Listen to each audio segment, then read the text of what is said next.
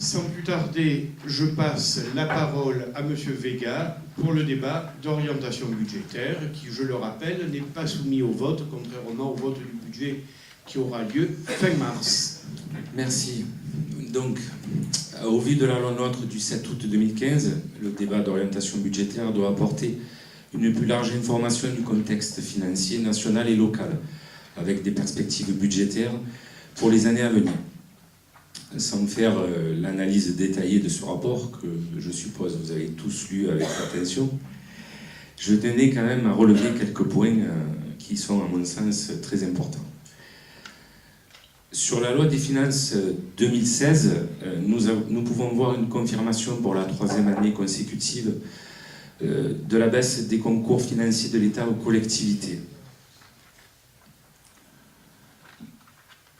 Concernant aussi les grandes tendances du compte administratif 2015, en section de fonctionnement, les dépenses ont été fortement contenues grâce aux économies réalisées par les services. Nous avons aussi une masse salariale qui progresse faiblement, de l'ordre de 1,3%, qui sont le résultat des actions de rigueur qui ont été menées. Enfin, concernant la section de fonctionnement de ce CA 2015, les recettes de gestion, quant à elles, progressent de 2,1%, essentiellement dû au droit de mutation et à une dotation de solidarité communautaire exceptionnelle de 175 000 € qui nous a été attribuée par la CPA. Concernant la section d'investissement pour le CA 2015, toujours, en dépit d'un environnement contraint, elle progresse de 26%, avec un volume de 11,9 millions d'euros contre 9,5 millions d'euros en 2014. Le recours à l'emprunt a été modéré avec un montant de 1,2 million d'euros. Concernant justement notre encours à la dette, celle-ci représente 8,6 millions d'euros, à savoir 445 € par habitant, contre 958 € par habitant pour une commune de même strate. Donc nous pouvons dire que notre endettement est faible. Surtout, cet endettement est sans risque, avec 70% des taux empruntés à taux fixe et 30% à taux variable, ce qui n'est pas la même chose pour toutes les communes. Et dernier point sur l'encours de la dette, je tenais à préciser que nous n'avons pas de produits toxiques. Ça, c'était quand même important de souligner. Concernant la fiscalité que nous recevons de l'État, vous pouvez remarquer un ralentissement de la progression de nos valeurs locatives, puisque nous n'avons pas la maîtrise, et que celles-ci sont inférieures à la moyenne nationale. Concernant les taux d'imposition de la ville d'Épinal Mirabeau, nous avons toujours adopté une stratégie de modération fiscale, et nous n'avons pas procédé à d'augmentation de taux d'imposition depuis 2012. Et considérant que nous allons subir une nouvelle contraction de nos recettes de 1,2 million d'euros, il est envisagé de recourir à une augmentation de nos impôts locaux de 3 à 5%.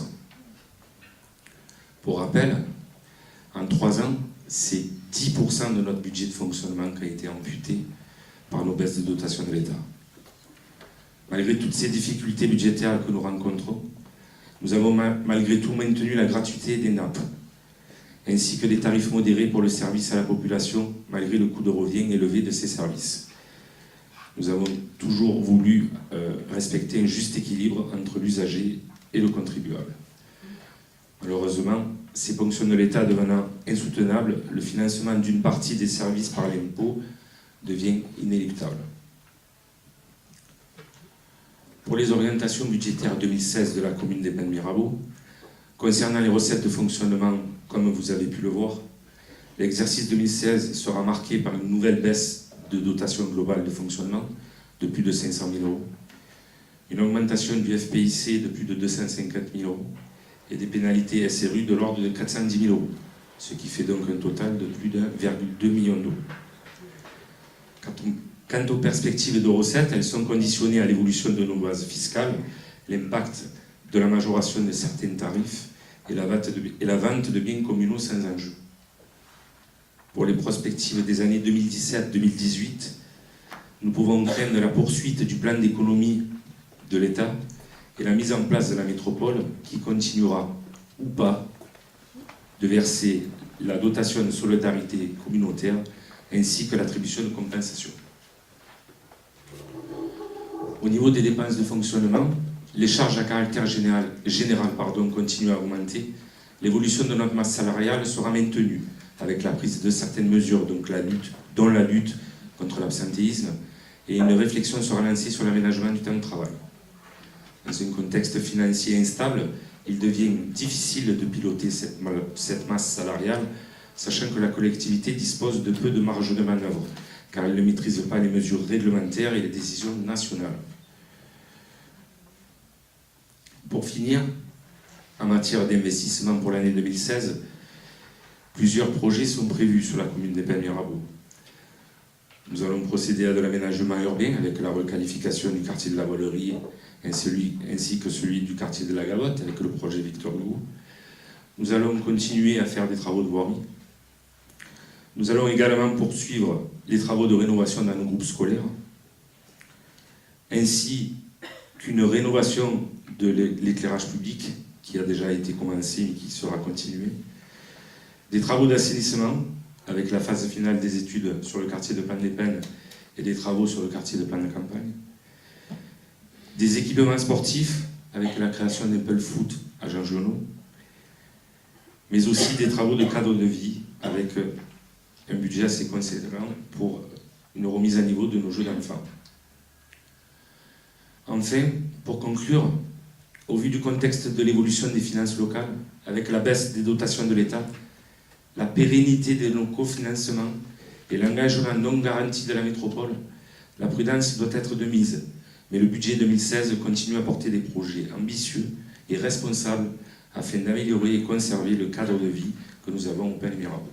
Je vous remercie. Merci. Le débat est ouvert. Monsieur Fuson. À la lecture de ce document, le constat est amer. Bien sûr, le contribuable pénois va encore faire les frais d'une politique locale clientéliste qui conduit à l'augmentation de la pression fiscale de 3 à 5% pour 2016. L'effet ciseau que vous évoquez était prévu pourtant depuis des années. L'annonce des baisses des dotations de l'État ne date pas d'aujourd'hui. Pourtant, en 2010, les charges de fonctionnement représentaient 70% du budget et elles ne cessent d'augmenter. En vous lisant, on constate que rien ne pourra endiguer cette inflation à l'avenir. En parallèle, nous l'avons vu, les recettes diminuent. Reste donc le contribuable. Mais le plus dur reste à venir. La loi SRU impose à la commune la construction entre 2014 et 2019 de 929 logements sociaux. L'endettement de la commune n'est pas trop élevé pour le moment, 8,6 millions d'euros. Mais vous allez être contraint d'investir dans les années à venir et avoir recours à l'emprunt. La loi SRU imposant la création de ces 929 logements sociaux d'ici 2019 nous contraint de payer des amendes de plus en plus élevées et va conduire la commune à engager des investissements directs ou indirects en ce sens. Petite parenthèse à ce sujet, je vous rappelle qu'il y a moins d'1 an, vous défendiez et militiez pour un programme de construction d'1 million de HLM avec un seuil minimum de 25 à 30% par commune et pouvant aller jusqu'à 50%. Et si une commune refuse, c'est simple, le préfet pourra prendre d'autorité les dispositions nécessaires, à savoir décider à la place du maire. Voilà ce que vous avez défendu en tant que maire. Cette loi, elle aussi, est un véritable effet ciseau. Elle conduit les communes déjà en difficulté à investir pour des bailleurs sociaux qui, eux, auront un abattement de 30% de taxes foncières. Pile, je gagne, face, tu perds. À tous les coups, la commune est perdante. Et le phénomène de paupérisation va s'accentuer, faisant fuir les contribuables solvables vers d'autres lieux où la ghettoisation communautaire est moins visible et la pression fiscale plus juste et soutenable. Un dernier constat, aucune coupe budgétaire au niveau des subventions n'apparaît. Preuve évidente de votre volonté de préserver votre tissu électoral et clientéliste. Nous terminerons par le meilleur, la baisse des dotations.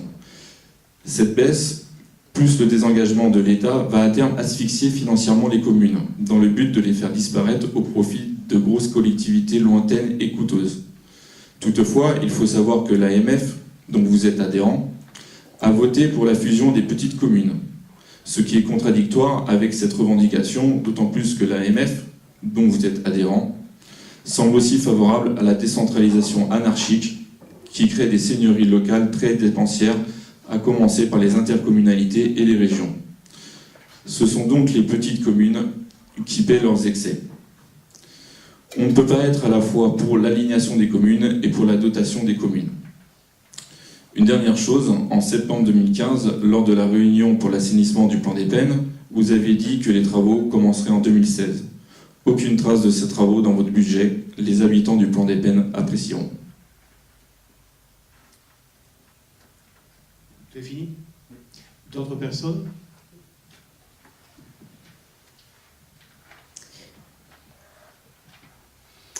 Monsieur le maire, moi j'aimerais revenir sur une chose, c'est bon, le constat est que les dotations baissent, que demain on ne sait pas où on va avec la métropole. Toutes les communes aujourd'hui sont dans la même situation. Mais ce qui m'inquiète, c'est les pénalités que l'on paye pour la loi SRU, c'est-à-dire les logements sociaux que l'on n'a pas aujourd'hui construits. À savoir que je suis inquiète parce que dans votre programme, on ne parle plus de palière. Donc palière, maintenant, ça fait plus de 6 ans ou 7 ans que ce programme est engagé. 900 logements à une moyenne de 20%, on aurait déjà rattrapé un peu notre retard. Où en est-on au niveau de palière? Pas d'autres, rien d'autre à dire sur le débat? Monsieur Baroni. Oui, à la lecture de ce contenu-là, à la première page, il est écrit ce qu'on dit tout le temps, quoi. Ce qui est évident, mais ce n'est pas ce que pratique le gouvernement. Le moteur principal de la croissance est la demande intérieure. Je ne nous demande pas, je constate qu'effectivement, la demande intérieure, c'est le pouvoir d'achat, c'est pas autre chose. Après, les choix... Alors je suis conscient que les communes, toutes les communes, mais en ce qui concerne la nôtre, on est obligé, avec moins de subventions, il y a des choix politiques à faire, ça c'est une évidence. Mais je préférerais pour ma part qu'on les fasse autrement, parce que la Cour, on la cite à un moment donné, le dernier rapport de la Cour des comptes, la Cour alerte sur le risque de l'investissement local.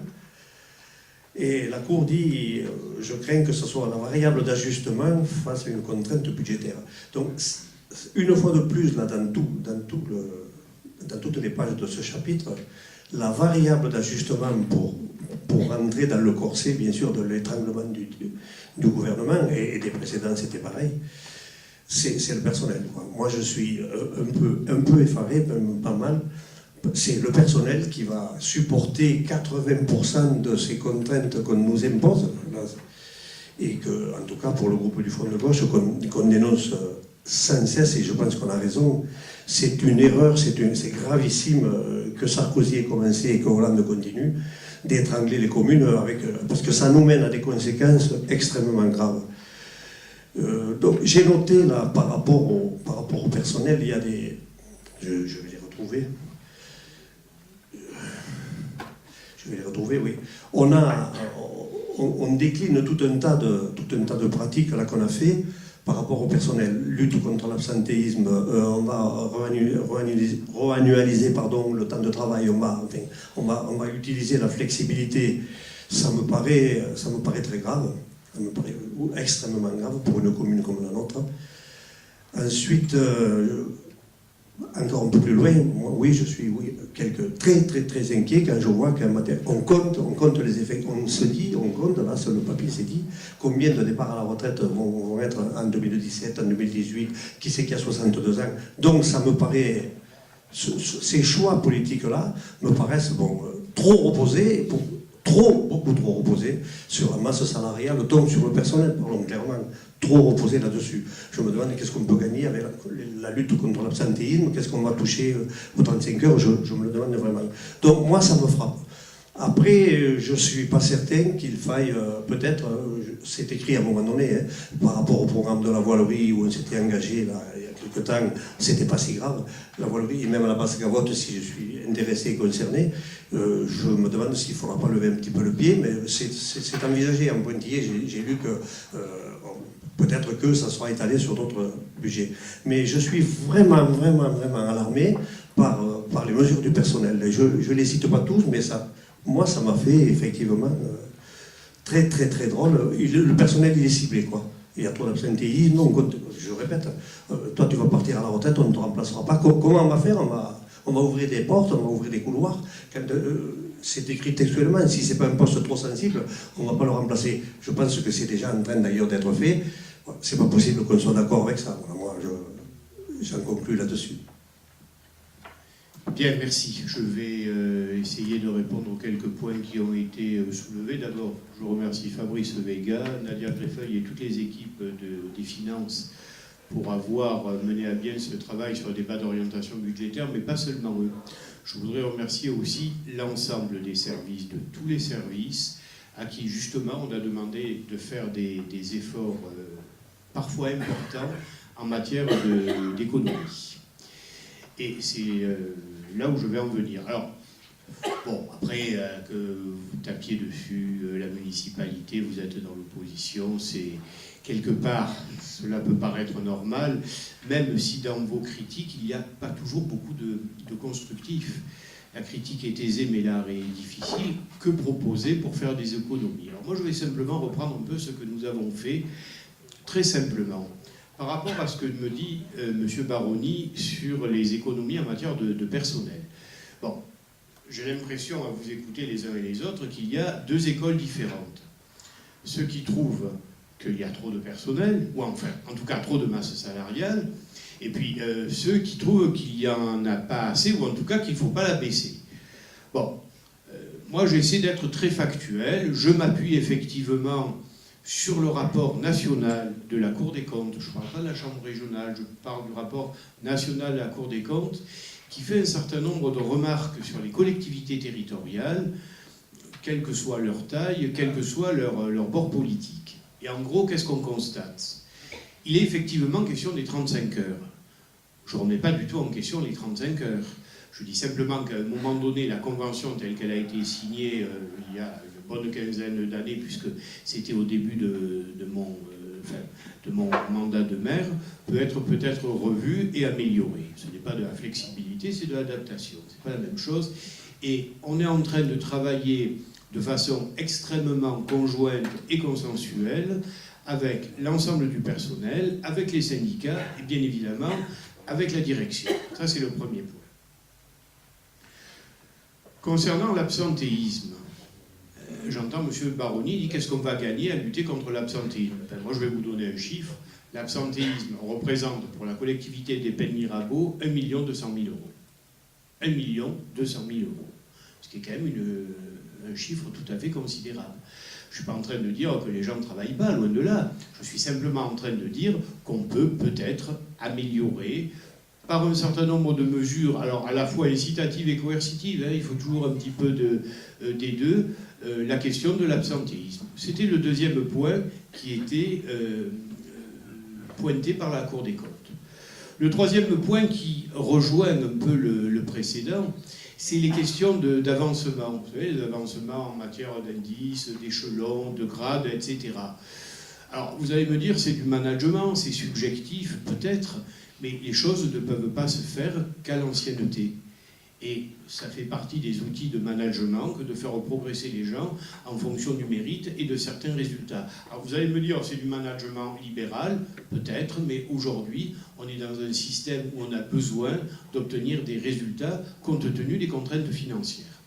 Voilà, et je voudrais terminer par un mot, un seul, sur la masse salariale, en rappelant tout simplement que la masse salariale, autrement dit les frais du personnel, c'est d'abord et avant tout le service public. Alors je vais vous citer 3 chiffres. Je ne vais pas les citer de tête. La restauration scolaire représente 7% de la masse salariale. C'est beaucoup. Ça pourrait être beaucoup moins. Vous voyez, moi je vous les donne, les pistes d'économie. À confier nos cantines à la... J'allais citer une société. Non, on ne va pas citer de nom de société. À revenir à de la restauration collective, style ce qu'elle se fait dans les hôpitaux. Voilà. Par exemple. La petite enfance, plus de 12%. La police municipale, 8%. C'est à peu près 2 fois plus que ce que consacrent des villes de même strate, y compris des villes du Front National d'ailleurs, à la police municipale. Donc encore une fois, c'est facile de dire oui, trop de personnel, oui mais il faut augmenter la police, oui mais la cantine il ne faut pas toucher, et la petite enfance, je suis assez fier de la politique petite enfance sur la ville, donc qu'on me donne des recettes chiffrées, et moi je suis prêt à les examiner, quel que soit le bord politique de qui ça peut venir, mais pas en lançant n'importe quoi. Donc la masse salariale, les frais de personnel, encore une fois, ça traduit ni plus ni moins que le service public qui est apporté à notre population.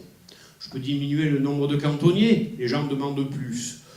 On peut en citer bien d'autres comme ça. Aujourd'hui, tous les gens de la mairie, quels que soient les services, filière technique, filière administrative, filière culturelle, animation, police, font tous leur travail, et j'avoue, je suis fier du personnel municipal, que cela fasse plaisir à certains ou pas.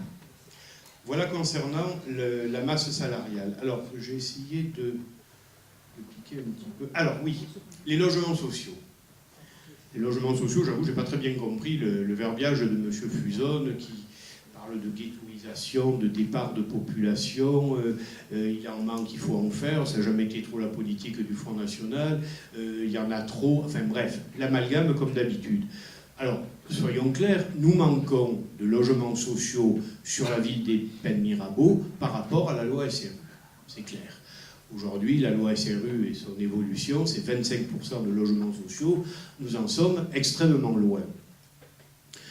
Nous allons signer, on a énormément travaillé ces 3-4 derniers mois, un contrat de mixité sociale avec l'État.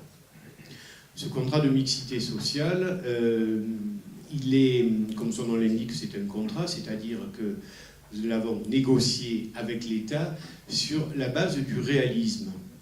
C'est-à-dire que nous sommes partis de très loin, effectivement, où l'État voulait vraiment durcir le ton, et nous avons montré que ça ne servait à rien de dire nous allons faire les logements sociaux qui nous manquent, alors que nous savons pertinemment bien que nous ne pouvons pas les faire.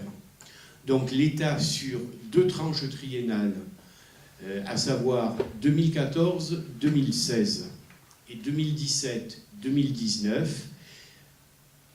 est prêt à signer avec nous, nous sommes prêts à signer avec l'État, comme vous voulez, un contrat de mixité sociale que nous vous détaillerons vraisemblablement lors du prochain conseil municipal, si les derniers points, non pas de litige, mais d'achoppement, sont levés. J'ai rencontré personnellement le préfet de région la semaine dernière, et les choses vont plutôt dans le bon sens, et ça j'en suis assez fier. Les logements sociaux, tout le monde est d'accord pour en faire, personne ne les veut à côté. Comme ça. Je rappelle qu'au-delà de certaines menaces que peuvent brandir certaines idéologies, 50% de la population des Pennes-Mirabeau est éligible au logement social. 50%. Il ne faut pas qu'il y ait 50% de gens pauvres, mais étant donné le niveau du prix de l'immobilier dans notre pays, en particulier dans notre région, il est vite fait d'être éligible au logement social. Nous avançons, nous avons plusieurs programmes, nous avons essayé de toujours respecter la mixité sociale, c'est-à-dire de ne pas trop concentrer dans un même quartier ou sur un même projet trop de logements sociaux. On essaie de faire les choses de façon équilibrée, mais aussi de rattraper le retard, puisque retard il y a effectivement que nous avons pu prendre. Concernant Palière, alors le projet Palière 2, puisqu'il y a un Palière 1, a effectivement, Madame Battini, et ça je le reconnais sans aucune difficulté, beaucoup de mal à sortir. Il a beaucoup de mal à sortir à cause de contraintes financières et je dirais à cause d'une équation à plusieurs inconnues. La première inconnue que nous subissons de plein fouet, disons-le clairement, on en a parlé pendant des mois, voire des années, c'est la métropole. C'est-à-dire que les porteurs de projets qui appartenaient au pays d'Aix, aujourd'hui, on n'en connaît pas leur devenir. Et vraisemblablement, depuis que le Conseil constitutionnel, la semaine dernière, a rendu son avis, aujourd'hui, toutes les instances du pays d'Aix vont devenir métropolitaines. Quelle sera la politique de la métropole en matière de logement social ? Aujourd'hui, nous n'en savons rien, mais nous avons de bonnes raisons de penser qu'elle continuera dans le prolongement de l'État.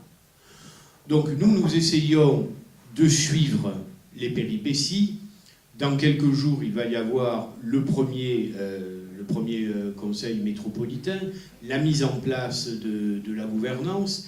Qui, au niveau de la métropole, va s'occuper de tout ça? Nous n'en savons absolument rien. Ça, c'est sur le plan des réalisations. Mais nous ne savons pas davantage ce qui va se passer en termes financiers. Disons-le clairement, nous ne sommes pas très optimistes. Je reprends, j'écoutais attentivement ce que Fabrice a dit tout à l'heure. Bon, évidemment, nous avons travaillé ensemble cette présentation des orientations budgétaires. A priori, pour 2016, allez, pour 2017, les dotations venant de la communauté du Pays d'Aix, qui n'existe plus, qui sera demain un simple conseil de territoire, la DSEC, dotation de solidarité communautaire, l'AC, l'attribution de compensation, devrait être maintenue. Ça représente aujourd'hui, en gros, je donne des grandes masses, 30% de nos recettes fiscales. Un petit peu moins que ce que représente la fiscalité des ménages, qui représente de mémoire 37%. Alors, j'ai entendu, vous n'avez pas anticipé. Bien sûr qu'on a anticipé. Bien sûr qu'on a anticipé. Il aurait fallu faire quoi? Augmenter beaucoup plus tôt les impôts. J'estime que le levier fiscal ne doit être utilisé qu'au moment où on en a besoin. Alors il est de bon ton de le faire tout de suite après une élection, et puis après de ne plus rien faire, et surtout pas une année préélectorale. Je veux quand même vous dire une chose, ça s'adresse à M. Fusone, puisqu'il m'accroche là-dessus, sur mon soi-disant clientélisme et carriérisme politique. Vous savez, j'ai 62 ans, je vous souhaite la même carrière politique que celle que j'ai faite, et je ne l'ai volée à personne, ça a été chaque fois l'objet d'élections. J'ai été élu 3 fois à la tête de la mairie des Pennes-Mirabeau, avec une équipe avec laquelle nous avons travaillé en bonne intelligence. Alors des fois on se chamaille un petit peu, et heureusement c'est le débat, mais je pense que nous avons fait de belles et bonnes choses pour les Pénois. Que je sois inquiet pour l'avenir, qui ne le serait pas? Qui ne le serait pas? La situation économique française, elle n'est pas bonne. On va se raconter des histoires. Bon, alors il y a eu les chiffres du chômage qui ont été rendus, qui sont meilleurs. Vous comprenez bien que autant on ne peut pas tomber en dépression parce qu'un chiffre est mauvais, autant on ne peut pas tomber en euphorie parce qu'un chiffre est bon. On va voir un petit peu ce qui va se passer dans les semaines, dans les mois et dans les années qui vont venir. La situation économique aujourd'hui, elle dépend de phénomènes qui dépassent les élus locaux. Nous les subissons et nous essayons de les amortir. Nous essayons de les amortir. Aujourd'hui, la situation économique est essentiellement liée, et ça beaucoup d'experts le disent, à des questions à la fois macroéconomiques et géopolitiques. La guerre n'est pas loin, il ne faut pas se raconter des histoires.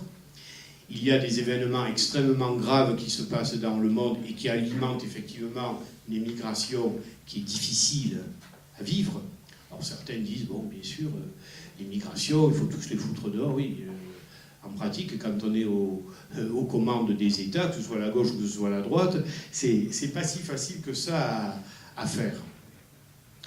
La croissance économique, dans notre système libéral, tout ne peut fonctionner que par la croissance. Et quand j'en parle avec des collègues, là j'interpelle un peu Serge Baroni, qui ont sa sensibilité politique, mais je vois qu'en termes de gestion au quotidien, ils font exactement la même chose, parce qu'il n'y a pas de recette miracle.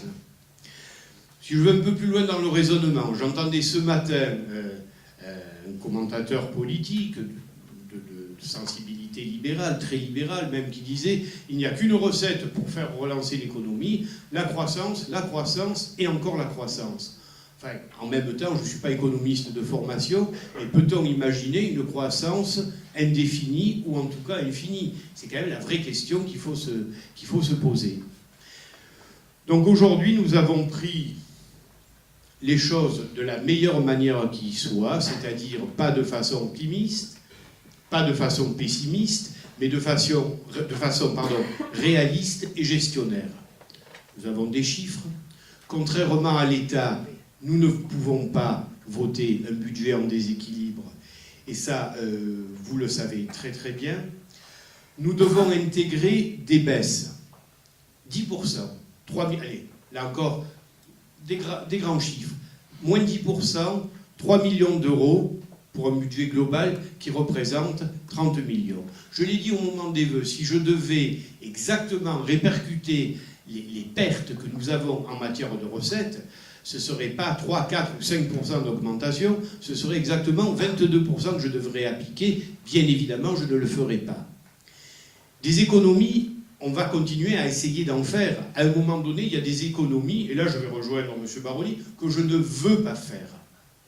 Je ne veux pas diminuer la police municipale, je ne veux pas changer notre système de restauration fiscale, je veux garder en 2 mots, ça me hante, de restauration scolaire, pardon, en 2 mots, je veux maintenir un service public de qualité.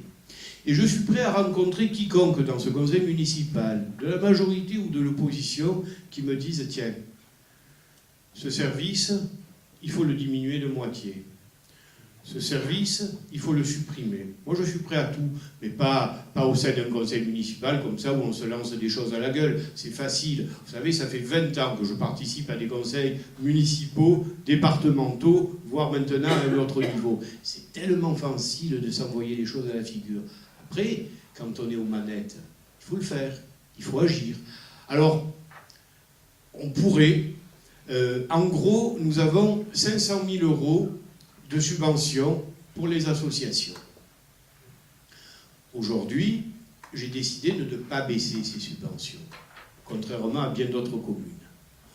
Alors, M. Fuzon va me dire, oui, mais vous avez cette association qui amène les Roms à la plage ou qui s'occupe de tel ou tel. Bon, allez, à supposer que je vous suive. Tiens, vous voyez, je me fais l'avocat du diable. Je ne dis pas que vous êtes le diable, mais enfin, je me fais l'avocat du diable. Je vais supprimer quoi? 15 000 €. 15 000 € de subvention à des gens qui ne vous conviennent pas parce qu'ils n'ont pas votre philosophie de la vie. Oui, pourquoi pas? On va supprimer tel ou tel spectacle parce que il est financé par telle ou telle association qui ne partage pas vos idées. Allez, j'ai fait les comptes parce que j'ai fait les comptes. Si on arrive en tout à 25 000 €, c'est un grand maximum. Et globalement, cette année, nous avons décidé de ne pas baisser la subvention aux associations. Après, effectivement, on peut réduire le service public comme une peau de chagrin. Je le répète, je ne le veux pas. Ce n'est pas ma philosophie politique. Je ne pense pas que ce soit ce que désirent les gens. Il y a bien des années, lorsqu'on avait décidé, mais bien des années, de faire une marche arrière sur la restauration scolaire, on était immédiatement revenu à la restauration telle que nous l'avons pratiquée maintenant depuis des années et dont tous les gens sont satisfaits. Voilà pour conclure ce débat d'orientation budgétaire. Je rappelle qu'il n'est pas ouvert à un vote. Nous voterons le budget dans un mois à peu près, autour de la fin mars. Ben écoutez, je n'aurai pas l'audace de vous dire ce serait pas mal que vous le votiez, je me fais guère d'illusions, mais par contre, ayez l'intelligence de regarder un petit peu où c'est que très concrètement, vous estimez que nous faisons des gaspillages. Parce que c'est facile de jeter à la gueule, vous faites du clientélisme. Très bien, moi je veux bien l'entendre, pour moi c'est pas une injure. Quand on voit ce que vous faites dans vos villes, n'en parlons pas. Bref, mais prouvez-le, montrez-le. Oh, pas de façon vulgaire, mais sur des grandes masses, et je pense que vous aurez quand même beaucoup de mal. Voilà ce que je voulais dire pour ce débat d'orientation budgétaire. Encore une fois, merci d'y avoir participé. Merci à Fabrice Vega et à sa direction de l'avoir monté, parce que c'était un exercice difficile. Voilà. Le débat est clos, puisqu'il n'y a pas de vote. Il n'y a plus de délibération, il n'y a pas de questions. Je vous remercie.